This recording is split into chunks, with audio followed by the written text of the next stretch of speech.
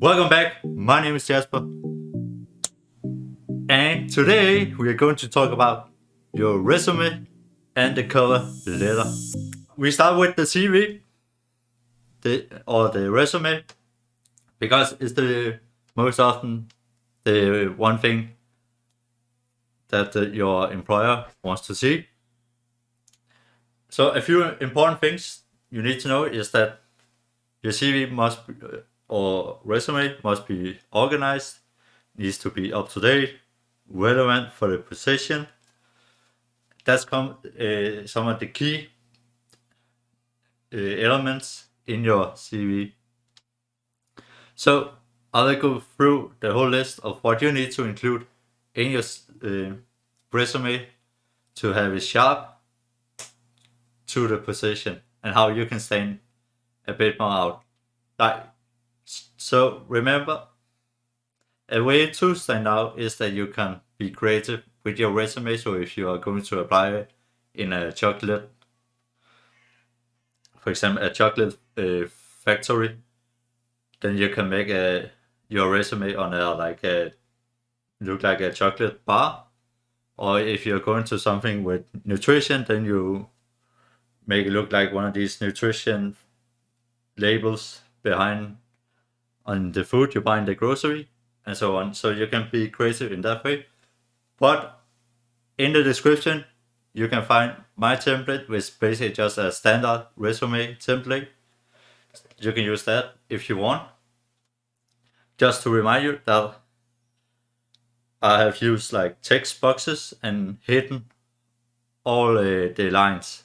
But you can jump in each text box and adjust the size according to what you need, because you don't want your resume to have a lot of blank space and holes, because then it looks like you haven't done anything. So first off, you start with a title, which is basically just a kind of catchy, or you can say catchy sentence to grab the attention, where you maybe incorporate like what you can provide and something about the that fits into the position. Also remember, you want to use the same title also as title in your cover letter. It has to match. Next thing is you want a more profile text, kind of to quickly like sum up your whole application in 3 to 5 sentences about what you can do and how you can do it in the position. Then next, you want a picture of yourself. Remember to have a picture that fit into the environment you're going to apply in. But be aware that in some countries, they don't want a picture on your resume. So you have to know like if employers in your country wants a profile picture or don't want a profile picture. So the next thing is you want to have your work experience first. So you write like all the work experience you have that is relevant. You want the latest first, and then it's basically just underneath you write. So for how you want write how long you want to mention the position, which company, maybe the city, and then you kind of just want to in bullet points to highlight. Okay, I did this, I did this, I did this, and here it might be good only take the parts that are relevant to the position, because otherwise there will be a lot of noise in your resume.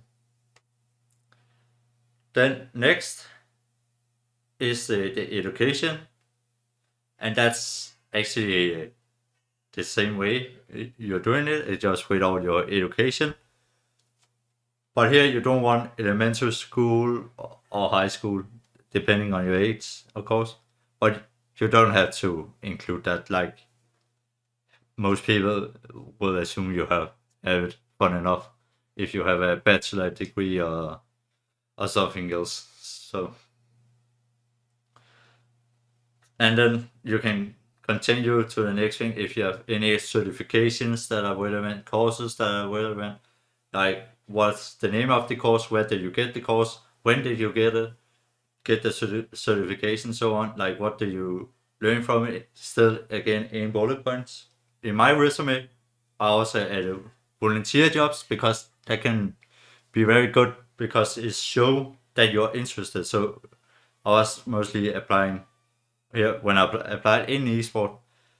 I had all my volunteer jobs. So the position, the organization, and again, like the bullet points from all my tasks. And it's kind of a good way to show that you have a passion, that you're interested, that you're actually willing to work in here. Because if you're a volunteer, you don't get any money for it. So it shows that you're actually willing to put in the work and not there to just get a paycheck. Then I also like add in things for my spare time that I use that could be relevant into the job. So again, a key thing here is it has to be relevant. It must be relevant. Like if it's not relevant to the position, don't put it in, because then it doesn't fucking matter. It does not matter. Don't put it in. If it's not relevant, don't put it in. Only things that are relevant. And that's so for my situation. So I do a lot of things in my spare time. So if you have too many things, you don't want to kind of list it up in bullet points because it can look like you're too much going on. So you maybe want to just write it in a more just big text and then highlight the relevance. So I was talking about doing a podcast, that I have in these programs that I learn from, that I run a TikTok experiment, and so on. So I just highlighted the key words from it. Oh, that I'm able to do this, I'm able to do that, communication, boom, and so on. So kind of these key words.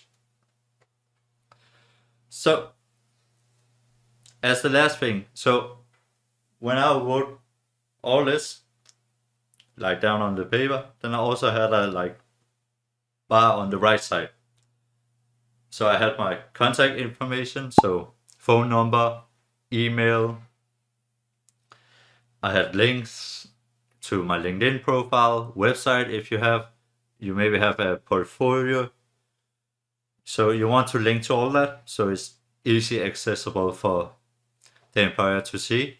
And the nice thing about having a website is that you can see who is actually visiting your site, especially because if you use WordPress, and I was applying for like positions all around the world, so you have like people for different countries that I could see like who are actually watching and checking out my application.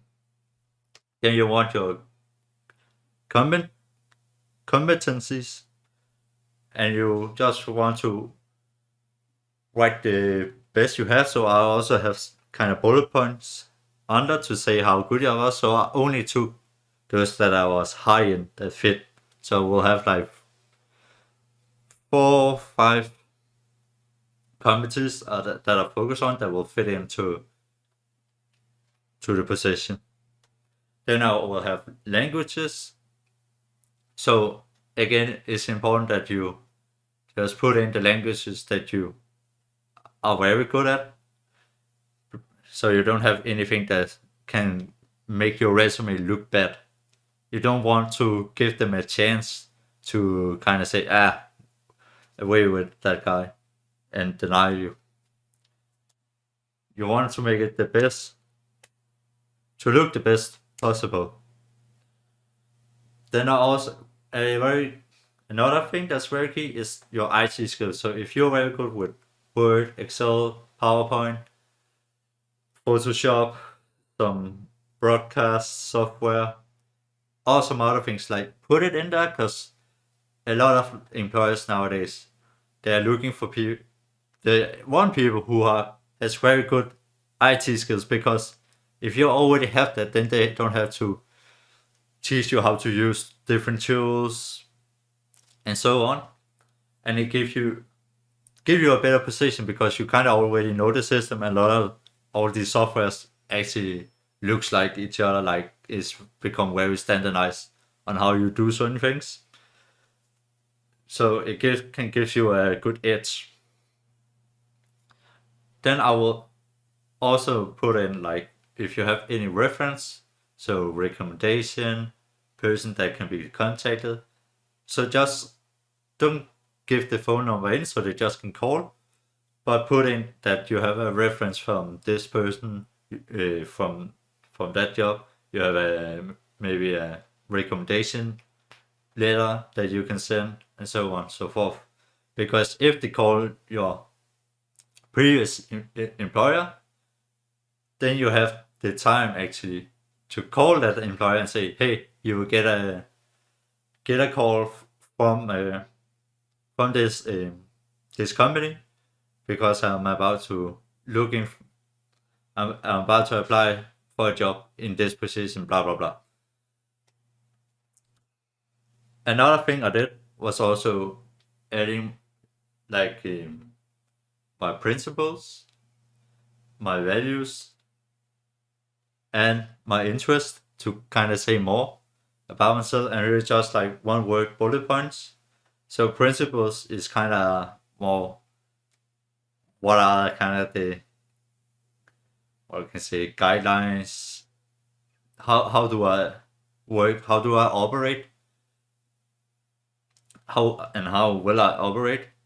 And my values is more, of course, what I am standing for, and then my interest, like what I am interested in, which can also help you a little bit more, because like you have to think that they get a lot of resumes, so they just look quickly over it. So if you have that too, then you can kind of bounce more on also the volunteer, and that you actually are interested in esport because you already work as a volunteer. So it's small simple ways to kind of highlight and punch in that you really want it, and it is a job that you are really interested in. So it can boost your whole resume, that is very clear what you're applying for, what you're good at, where your interests are for the job. So bear in mind, you don't want your resume to be too long, so keep it at 1 to 2 pages max. You don't want it to be any longer.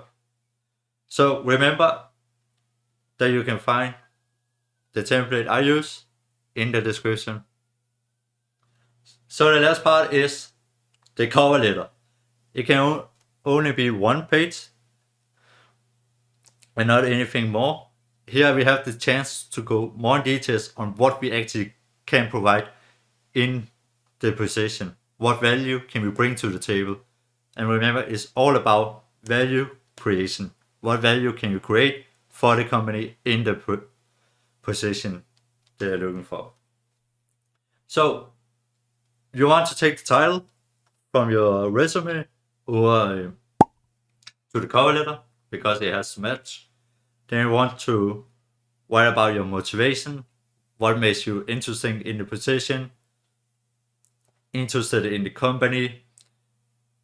And here you kind of want to add in like your skills, competencies, and so on. So you kind of hit on the fact that you actually can do the job. Then next, you want to focus on your competencies. How can you use them in the position? So it's more, how can you use your competencies to solve the task they have put in the job post? You want to include like two to three competencies, because you don't really have space to anything more. And as the last thing, you want to kind of write about you as a person, and how your social skills and personality will play a vital role in the position, and how it can benefit you to create even more value in the position. And when you finish the cover letter, then you want to put like the classic sentence, "I'm looking forward to hearing from you. Yours faithfully," and then your name. And it's very important in the last part here, in the last line that you're writing, that you come across confident. You don't want to hope. You don't want to anything. You want to make it sound like you already have got the job, because it makes you sound more confident, and then you can easier come in, get the interview. So a way to make everything here even better,